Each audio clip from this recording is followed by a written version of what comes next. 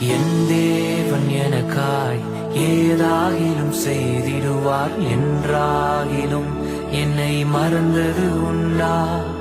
என் தேவன் எனக்காய் ஏதாகிலும் செய்திடுவார் என்றாகிலும் என்னை மறந்தது உண்டா? என் தேவன் எனக்காய் ஏதாகிலும் செய்திடுவார் என்றாகிலும் என்னை மறந்தது உண்டா?